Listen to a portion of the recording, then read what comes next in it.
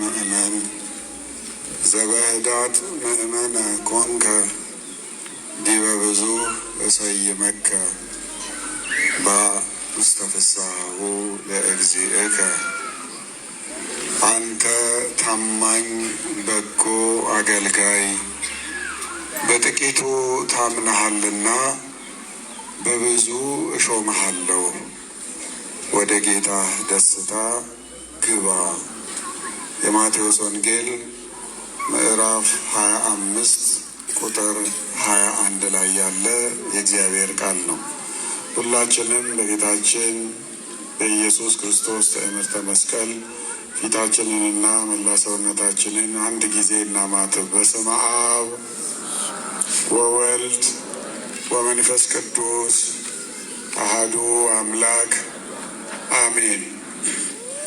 ክቡር አባታችን ሊቀ ካህናት መምህር ዕዝራ ነዋይ፣ የዚህ የአየር ጤና መካነ ስብሐት ቅዱስ ሩፋኤል ቤተ ክርስቲያን አስተዳዳሪ፣ ክቡራን ሊቃውንተ ቤተ ክርስቲያን ሁላችሁም በየማዕረጋችሁ አባቶች፣ ካህናት፣ ወንድሞች፣ ዲያቆናት በዚህች ዕለት እግዚአብሔርን ለማመስገን ስሙን ለመቀደስ በረከት ለማግኘት በቅድስት ቤተ ክርስቲያን የተሰባሰባቸው የእግዚአብሔር ልጆች አባቶች፣ እናቶች፣ ወንድሞች፣ እህቶች፣ ሕፃናት በአምላካችን በልዑል እግዚአብሔር ስም እንደምን አደራችሁ?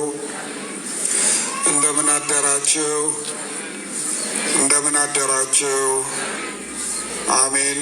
ሁላችንንም በቸርነቱ ጠብቆ ለዛሬ ያደረሰን በቤቱ የሰበሰበን እንድናመሰግነው ቃሉን እንድንሰማ እድል የሰጠን አምላካችን ልዑል እግዚአብሔር ስሙ ለዘለዓለም የተመሰገነ ይሁን። የዛሬው ሰንበት በስያሜ ገብርኄር ይባላል። ገብርኄር በሉ። አሁንም ምን ይባላል? የሳምንቱ ስያሜ ገብርኄር ማለት ታማኝ ደግ አገልጋይ ማለት ነው። ደግ ታማኝ አገልጋይ ማለት ነው። ይህ ስያሜ የመጣው ከመድኃኒታችን ከኢየሱስ ክርስቶስ ከራሱ ቃል ነው። የታዘዘለትን የሰጠውን ኃላፊነት የተወጣውን እንዲውል በታዘዘበት የዋለውን አገልጋይ የጠራው አንተ በጎ ታማኝ ባሪያ፣ አንተ በጎ ታማኝ አገልጋይ ብሎ ነው የጠራው። ኦ ገብርኄር ወምእመን አለው። በዚህች ዕለት እግዚአብሔርን በተአምኖ ስለማገልገል፣ እግዚአብሔርን በመልካምነት ስለመላላክ፣ ሁላችንም የእግዚአብሔር አገልጋዮች ነንና እንደየአቅማችን እግዚአብሔር በሕይወት ዘመናችን ሁሉ የጣለብንን መንፈሳዊም ሆነ ማህበራዊ አደራ በታማኝነት በትህትና ማገልገል መወጣት እንዳለብን የምንማርበት የምንነጋገርበት ዕለት ላይ ነው ያለነው። መድኃኒታችን ኢየሱስ ክርስቶስ የማቴዎስ ወንጌል ምዕራፍ 25 ላይ የተለያዩ ምሳሌዎችን እየመሰለ በአካባቢው የነበሩትን ደቀ መዛሙርቱንም የቃሉን ትምህርት የእጁን ተአምራት ለማየት ለመስማት የመጡትን የተሰበሰቡትንም አማንያን ያስተምራቸው ነበረ።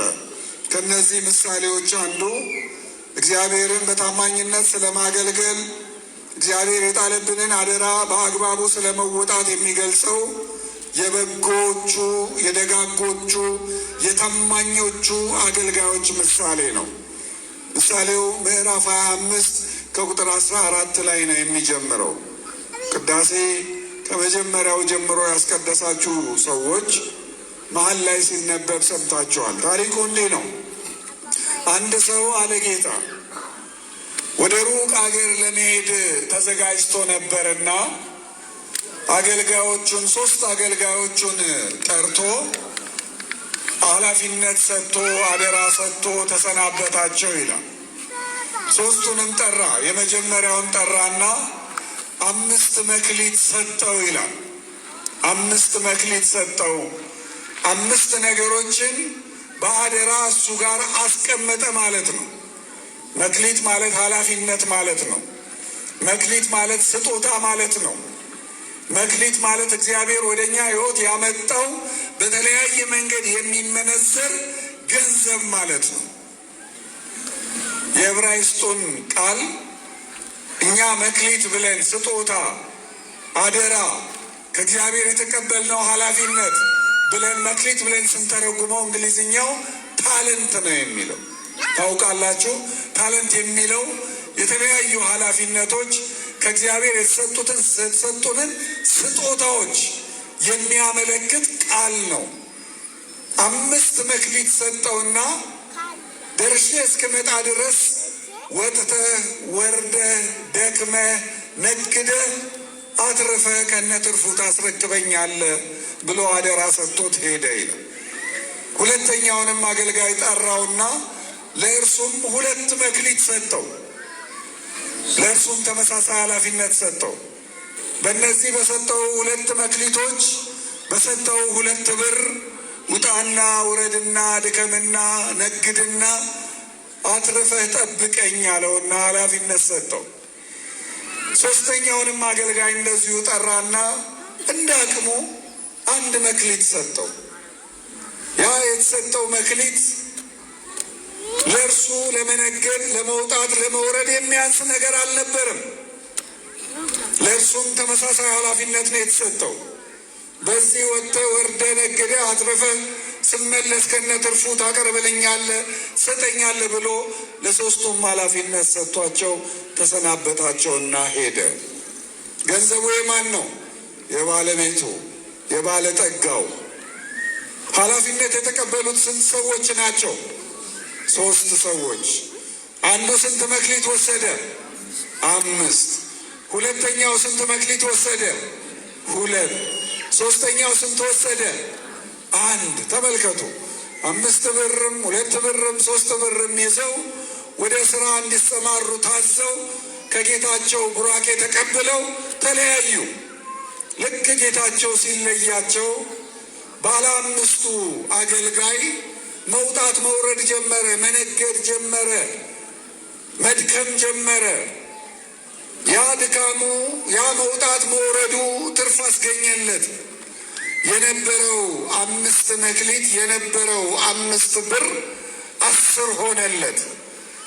ሁለተኛውም እንደዚሁ ወጣ፣ ወረደ፣ ደከመ፣ እንደ አቅሙ ሰራ። የተቀበለው 2 ነበረ፣ ሌላ 2 አተረፈ። ሶስተኛው ግን 1 መክሊት የተቀበለው እንደ ሌሎቹ እንደ 2ቱ ወዳጆቹ እንደ 2ቱ ባልንጀሮቹ የተጣለበትን ኃላፊነት አልተወጣም። ጌታው የሰጠው ምን እንዲያደርግበት ነው? ምን እንዲያደርግበት ነው?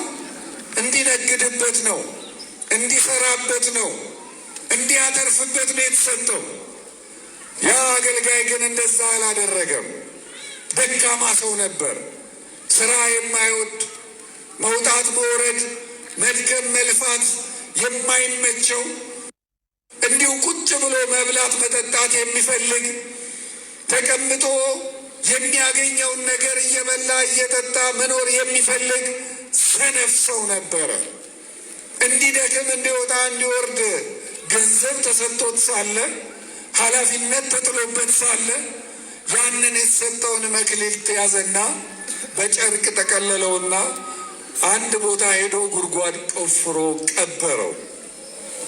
በኋላ ጌታዬ ሲመጣ ይህንኑ ሳይዝግ ሳይበላሽ ምንም ነገር ሳይሆን አውጥቼ ሰጠዋለሁ አለና ቀበረውና ቆየ። ከዚያ በኋላ ጌታቸው ከረጅም ቆይታ በኋላ መጣና እንደገና ሰብስቦ ይተሳሰባቸው ጀመር። እግዚአብሔር ሰዎች፣ መድኃኒታችን ኢየሱስ ክርስቶስ ይህንን መልእክት ለእኛ እያስተላለፈልን ያለው በተሰጠን ኃላፊነት እንዴት መድከም፣ መውጣት፣ መውረድ፣ መጨነቅ እንዳለብን ሊነግረን ስለፈለገ ነው። ጌታቸው መጣና ሁሉንም አስጠራቸው። መጀመሪያ 5 መክሊት የተቀበለው ሰው ወደ ጌታው ቀረበና ጌታዬ ሆይ እነሆ 5 መክሊት ሰጥተኸኝ ነበረ፣ ወጣሁ ወረድኩ፣ ለፋው ደከምኩኝ። የሰጠኸኝ 5 መክሊት ሌላ 5 መክሊት አትርፎልኛል፣ እነሆ ከነትርፉ ይኸው ብሎ 10 መክሊት አተረፈ። ጌታው አመሰገነው። አንተ በጎ አለው። ንግግሩ የታረመ ስለነበረ፣ ንግግሩ መልካም ስለነበረ፣ ንግግሩ ደስ የሚያሰኝ ስለነበረ ኃላፊነት የሰጠውን አባቱን አክብሮ የተሰጠውን ኃላፊነት መወጣቱን ገልጾ መውጣት መውረዱን መድከሙን አሳስቦ ያተረፈውን ደግሞ ይኸው ብሎ ይሄ ለእኔ ይሁን፣ የለፋውበት ነው፣ የደከምኩበት ነው፣ ለእኔ ይገባኛል፣ ከ5 2ቱን ላስቀር፣ 3ቱን ላስቀር፣ 4ቱን ላስቀር ብሎ ሳይሟገት ሳይከራከር ይህንን ስላቀረበ ታማኝ ተብሎ ተጠራ። በጎነቱ በንግግሩ ነው። በጎነቱ በአስተሳሰቡ ነው። በጎነቱ የጌታውን አደራ ለመወጣት ልቡን ሰፊ አድርጎ በመዘጋጀቱ ነው። ታማኝነቱ ደግሞ የጌታውን የተቀበለውን 5ቱን መክሊት እንደገና ለፍቶ ደክሞ ያተረፈውን ሌላውን 5 መክሊት ማስረከቡ ነው። ሲያስረክብ ጌታው አመሰገነው። አንተ በጎ ታማኝ ባሪያ፣ በጥቂቱ ታምነሃል አለው።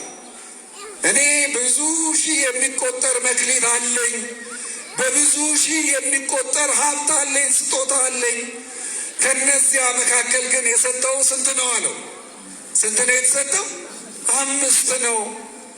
በጥቂቱ ታምነሃል፣ በብዙ ሾመሃለሁ አለና ተቀበለው። 10 ከተሞች ላይ ባለሟል አድርጎ ሾመው። የ10 ከተማ ገዢ አድርጎ ሾመው ይለናል በሌላው ወንጌል። ሁለተኛውም መጣ። ጌታዬ ሆይ 2 መክሊት አደራ ሰጥተህ ልከኸኝ ነበረ። የሰጠኸኝን አደራ ተቀብዬ ወጥቻለሁ፣ ወርጃለሁ፣ ደክሜያለሁ፣ ለፍቻለሁ። እነሆ ሌላ 2 መክሊት አትርፌያለሁና እንካ ከነትርፉ 4ቱን ተቀበለኝ አለው። ተመሳሳይ ንግግር ነው የተናገረው። ንግግሩ የታረመ ነበረ፣ ደስ የሚያሰኝ ነበረ። ያተረፈውንም እንደዚሁ ከነቀደመ ዋጋው አብሮ ይዞ መጥቶ ይሄ ለእኔ ይገባኛል፣ የድካሜ ዋጋ ነው፣ የልፋቴ ዋጋ ነው ብሎ ቆንጥሮ ሳያስቀር ሁሉንም ለጌታው አስረከበ። ጌታው ግን ያንኑ ያተረፈውን ሁሉ ጨምሮ አመስግኖት አንተ ታማኝ በጎ ባሪያ፣ በጥቂቱ ታምነሃል፣ 2 ተሰጥቶ ታምነህ ተገኝተሃል፣ በብዙ ሾመሃለሁ አለውና አመሰገነውና በ4 ከተሞች ላይ እንደገና ሾመው። ወደ ጌታ ደስታ ግባ አለው። ተመልከቱ፣ አሁን እነዚህ ሰዎች ባለሟልነትን አግኝተዋል። ንጉሱ በሚሄድበት ይሄዳሉ። ከንጉሱ ጋር በማዕድ ይቀመጣሉ። ንጉሱ በክብር ሲነሳ ቀጥሎ የእነሱን መስል በክብር ይጠራል። ንጉሱ ያማረ ሲለብስ እነሱም እንደ ማዕረጋቸው ያማረ ለብሰው ከንጉሱ በግራ በቀኝ ይቀመጣሉ። ወደ ጌታ ደስታ ግባ አለው። ንጉሱ የላመ የጣመ ይበላል፣ እነሱም እንዲበሉ እንዲጠጡ። ንጉሱ ያማረ የደመቀ ይለብሳል፣ እነሱም ያማረ የደመቀ እንዲለብሱ። ንጉሱ 1000 ዓመት ንገስ እየተባለ ይከበራል፣ ታላቅ ክብር ይሰጠዋል። እነርሱም እንደ ማዕረጋቸው እንዲከበሩ ማዕረግ ሰጣቸው። 3ኛው መጣ። ለፍቷል፣ ነግዷል፣ ወጥቷል፣ ወርዷል፣ አላደረገም። ያንን የቀበረውን መክሊት ሄደና ከቀበረበት ቦታ አወጣና ይዞ መጣ። አልለፋውም፣ አልደከምኩም፣ ይቅርታ ጉልበት አጣው፣ ታመምኩ፣ ጥበብ አጣው፣ ለመነገድ የችሎታ አልነበረኝም ብሎ ምንም አይነት ያቀረበው ኤክስኪውዝ አልነበረም።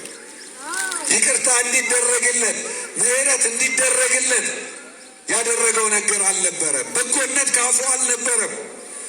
በጎ ነገር ለመናገር እንኳን አልለፋም፣ አልደከመም፣ አልወጣም፣ አልወረደም። ያ ስንፍናው እንዳለ ሆኖ አንደበቱም የታረመ አልነበረም። ጌታ ሆይ ይኸው አንድ መክሊት ሰጠኸኝ ነበረ። አንተ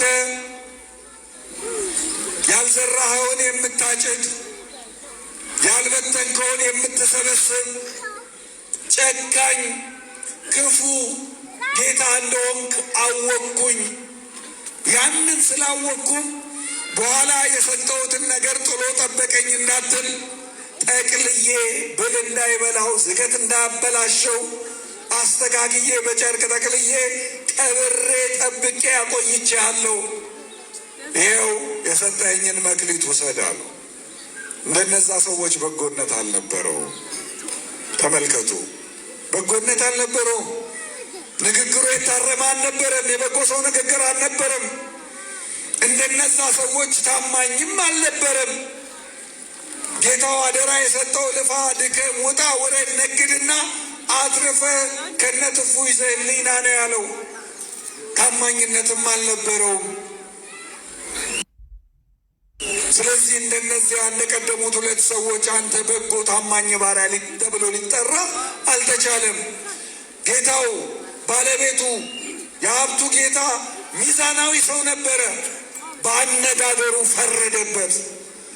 አንተ ክፉ አመፀኛ ባሪያ አለው። አንተ ክፉ አመፀኛ አገልጋይ፣ ያልዘራውን ማጭድ ያልበተንኩትን የምሰበስብ ጨካኝ ሰው መሆኔን በምን አወቅ? በምን አወቅ? ይህንን ካወቅስ ለምን የሰጠውን መክሊት ለሚለፉ፣ ለሚደክሙ፣ ለሚወጡ፣ ለሚወርዱ አልሰጠህም? ከነትርፉ እንዲያመጡልኝ ለምን እድል አልሰጣቸውም ብሎ ወቀሰው። ከዚያ በኋላ ንጠቁት አላቸው። ከነዚያ ሰዎች እንዲነጠቁ አላደረገም። በጥቂቱ ታምናችኋልና በብዙ ሾማችኋለሁ ብሎ ነው ያላቸው። የያዙትን መክሊት የራሳቸው አድርገው የበለጠ እንዲከብሩ ባለ ሀብት እንዲሆኑ ነው ያደረጋቸው። ይህንን ሰው ግን ያለውን ንጠቁት፣ ለሌላው 10 ላለው ስጡት፣ ላለው ይጨመርለታል፣ ከሌለው ግን ያው ያለው እንኳን ታማኒ ባለመሆኑ በጎ ባለመሆኑ ይነጠቃል፣ ይወሰድበታል ብለዋለው። ይህንን ብቻ አይደለም፣ መክሊቱን ብቻ አይደለም ያስነጠቀው፣ እጅና እግሩን አስራችሁ ወደ ጨለማ ቤት ወደ ወህኒ ጣሉት ብሎ አዘዘበት።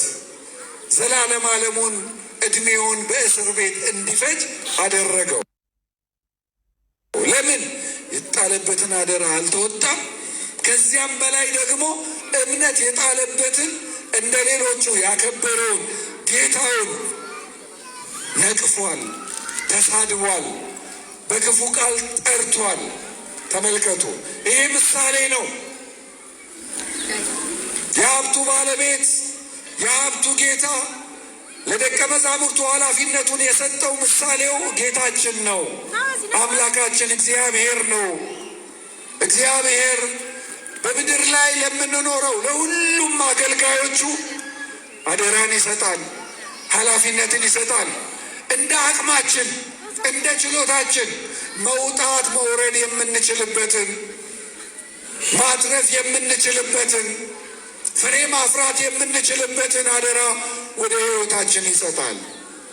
የእኛ መተርጉማን ባለ 5 የተባሉት ሊቃነ ጳጳሳት ናቸው። በአገልግሎት መስክ ያሉትን ማናቸውን ነገሮች ሁሉ ይፈጽማሉና ካህናትን ይሾማሉ፣ አብያተ ክርስቲያናትን ይባርካሉ፣ ቀድሰው ያቆርባሉ፣ ይናዝዛሉ፣ ይሰብካሉ። ባለ 2 የተባሉት እንደዚሁ ካህናት ናቸው። አብያተ ክርስቲያናትን ለመባረክ ካህናትን ለመሾም ዕድል ባይኖራቸውም ቀድሰው ያቆርባሉ፣ ይናዝዛሉ፣ ያስተምራሉ።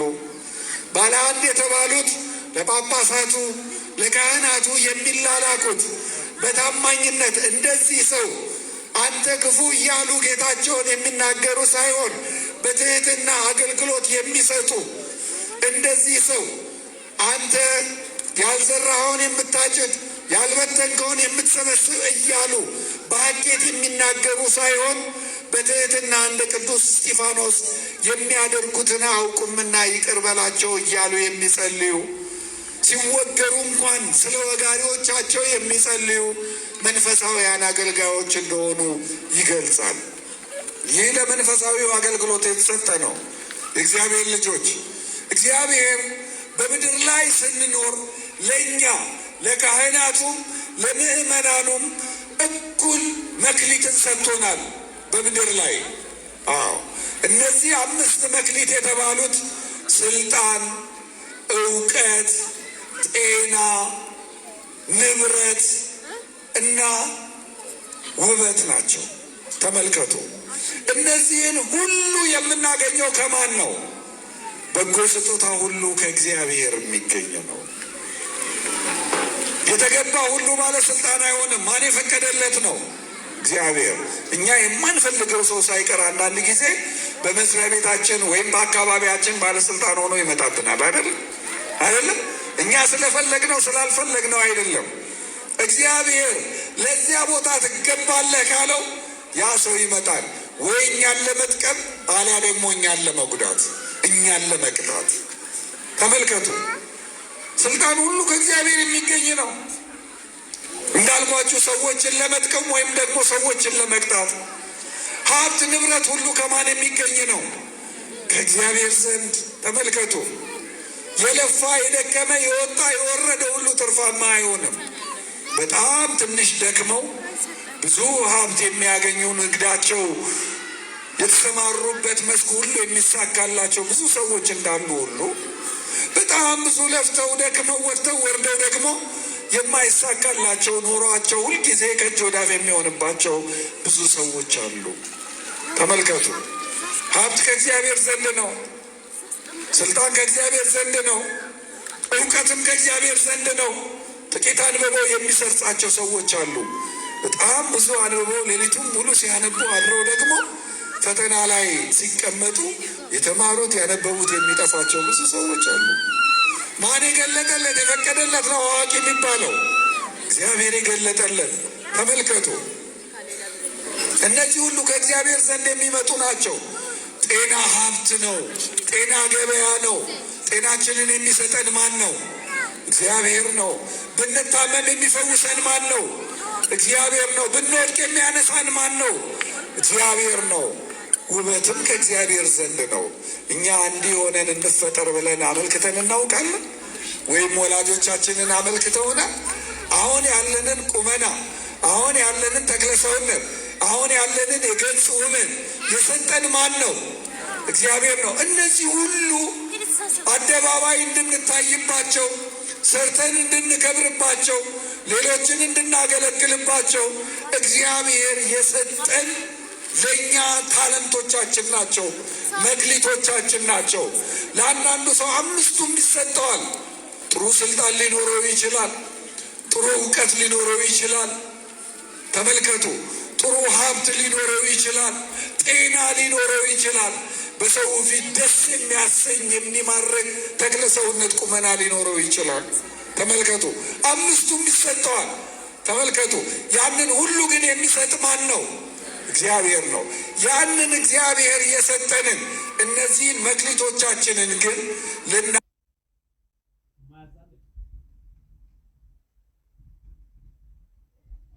ልናተርፍባቸው፣ ልንወጣባቸው፣ ልንወርድባቸው፣ ልንደክምባቸው ይገባል። በዛ ካተረፍን፣ በዚያ ከደከምን ለእግዚአብሔርም ይህን ሰጠኸኛልና ይህን አትርፌያለሁ ብለን የምንል ከሆነ እግዚአብሔር ያመሰግነናል።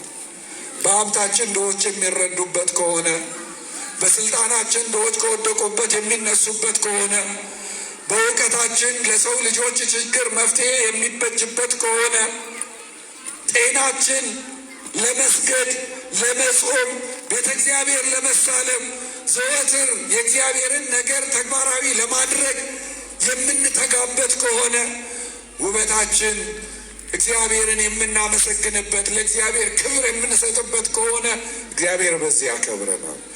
ለሌሎቻችን ደግሞ 2ቱም ብቻ ሊሰጠን ይችላል። አንዳንዶቻችን ያለን ገንዘብ፣ ጤና ብቻ ሊሆን ይችላል። ገንዘብ ጤና ኖሮን ሀብት ላይኖረን ይችላል። መልከ ጥፉዎች ተብለን የምንጠራ ልንሆን እንችላለን። መሀይሞች ልንሆን እንችላለን። እግዚአብሔር ግን በሁለቱ ነገሮች ላይ አደራ ሰጥቶናል። ሌሎቻችን ደግሞ ስልጣንና እውቀት ብቻ ተሰጥቶ ሌሎቹ ላይኖሩን ይችላሉ።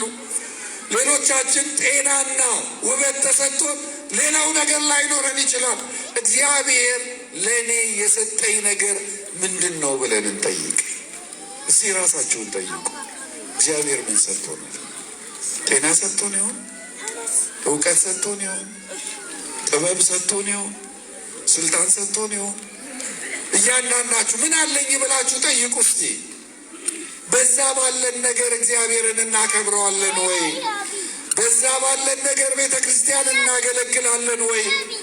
በዚያ ባለን ነገር ለእግዚአብሔር ክብር እንሰጣለን ወይ? ራሳችንን እንጠይቅ።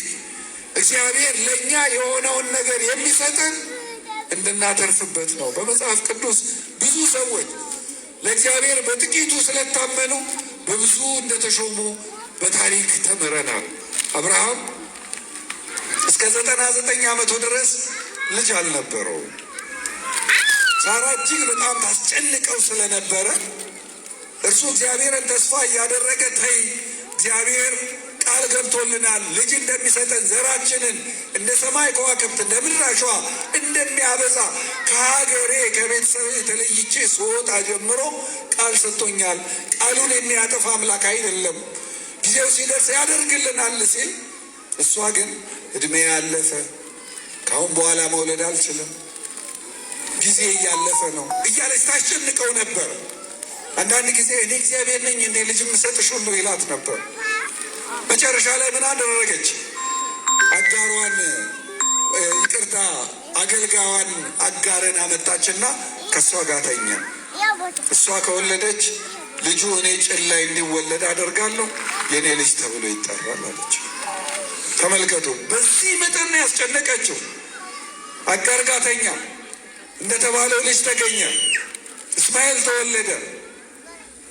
ሳራ ያሰበችው ልጅ እዚህ ቤት ቢቦርቅ ቢወጣ ቢወርድ ለቤታችን ሰላም ይመጣል፣ ደስታ ይመጣል ብላ ነበር ያሰበችው።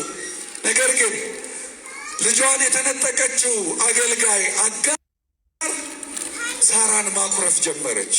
ልክ ናት አይደል? ተመልከቱ፣ ልጅን ያህል ነገር ተነጥቃለች። የፈለገ ብታበላት፣ ብታጠጣት፣ ብታስተዳድራት ምኗን የነጠቀቻት? ከሀብት ይበልጣል፣ ከንብረት ይበልጣል፣ ከማንኛውም ነገር ይበልጣል ልጅ። ታውቃላችሁ የልጅም ፍቅር። በዚህ ምክንያት አጋር ትገላምጣት ጀመር፣ ትቆጣት ጀመር እመቤቲቱን። ለምን ልጄን ትወስጃለሽ? ለምን እንደዚህ ታይኛለሽ? ለምን በዚህ አይነት መንገድ ልታደርጊኛለሽ? እያለች ትቆጣ ጀመር። ከዚያ በኋላ ምን አለች? ሳራ ደነገጠችና ወደ አብርሃም ተመልሳ ሄደች። ከእሷ ጋር ተኛ ያለችው ራሷ ነች። ምን አለችው? ይህችን ሴት ዛሬውኑ ከዚህ ቤት ልጇን አስይዛ አስወጣልኝ አለችው። ተመልከቱ፣ አብርሃም ተጨነቀ፣ ደነገጠ። አንደኛ ልጁ ነው። ሁለተኛ ረጅም ዘመን በታማኝነት ስታገለግላቸው የነበረች ሴት ናት። እርሷ ወዳ ፈቅዳ ልጅ ልውለድ ያንተ ያደረገ ለልጁ የሚያስፈልገውን ለአጋርም የሚያስፈልገውን ነገር ሁሉ አዘጋጀና በመንገድ ችግር እንዳይገጥማቸው በረሃውን እስኪያልፉ ድረስ የሚበቃቸውን ውሃ አስቋጠረና ሸኛቸው። አብርሃም ለአጋርና ለልጁ ለእስማኤል ታማኝ ሰው ነበረ። የሚያስፈልጋቸውን እንዳያጡ፣ የሚወዱትን ነገር ሳያገኙ እንዳይቀሩ፣ እንዳይቸገሩ የሚያስፈልጋቸውን አድርጎ ነበር። ለልጁ ለዚህ ታማኝ ስለነበረ እግዚአብሔር ቃል ኪዳኑን አሰበለት። እድሜው አልፏል፣ አርጅቷል፣ ሚስቱም መውለድ አትችልም በተባለበት ጊዜ ሥላሴ ወደ ቤቱ ገቡ። ዛሬ ዓመት ደግመን እንመጣለን፣ ቤትህ በልጅ ይባረካል፣ ሚስት ሳራ ወንድ ልጅ ትወልዳለች ብለው አበሰሩት። ሳራ ይህንን ስትሰማ ሳቀች። ልጁ ይስሐቅ ተብሎ እንደሚጠራ ተነገራት። ከዓመት በኋላ ወለደች። ታማኝ ልጅ፣ አባቱን የሚያገለግል አባቱ እንዳይሳሳት ከእግዚአብሔር ጋር እንዳይጣላ የሚጠብቅ አብርሃም ወደ ሞሪያ ተራራ መስዋዕት ሊያቀርብ ሲወጣ ልጅህን ሰዋልኝ ተብሎ ስለነበረ በእግዚአብሔር የታዘዘው ይስሐቅን ይዞ ሄደ። ወደ ተራራው ሲወጣ ሎሌዎቹን ከተራራው እግር ስር አስቀምጦ እንጨቱን አሸክሞ ይዞት ሄደ። መሰዊያውን ሰራና አባቴ ለመሰዊያው የሚሆነውን እንጨት አዘጋጅተናል፣ አንተ ቢላውን ይዘሃል፣ ማሰሪያ ገመዱን ይዣለሁ፣ ለመስዋዕቱ የሚሆነው በግ የት አለ ብሎ ሲጠይቀው እሱን እግዚአብሔር ያዘጋጃል። አብርሃም ማንን ሊሰዋ ነበረ? ይስሐቅን ልጁን። እንግዲያው እግዚአብሔር ያዘዘኝ አንተን እንድሰዋ ነው ሲለው ይስሐቅ ምንድን ነው ያለው? እንዴት እኔን ትሰዋለህ አላለም። እንዴት ታርደኛለህ አላለም። አባቴ እግዚአብሔር ያዘዘ ይሄንን ከሆነ ፈጽም፣ ይልቁንም እኔ ወጣት ነኝና አንተ አርጅተሃል፣ እድሜ ገፍቷል፣ በኋላ እየተንፈራገጥኩ እንዳላስቸግረ እጅግሬን በደንብ አድርገህ ሰረኝ። እኔ አንድያ ልጅህ ነኝና ፊት ለፊት እያየ አይኔ ቁልጭ ቁልጭ ሲል እንዳትሳሳልኝ፣ በዚህ ምክንያት ከእግዚአብሔር ጋር እንዳትጣላ አንገቴን ደፍተህ በጀርባዬ በኩል በማጅራቴ በኩል ሰዋኝ ብለዋል። በዚህ መጠን የሚታዘዝ የሚያገለግል ለመሰዋት ለመታረድ ፈቃደኛ የሆነ ይስሐቅን ሰጠው እግዚአብሔር። ለእስማኤል ስለታመነ ነው፣ ለአጋር ስለታመነ ነው።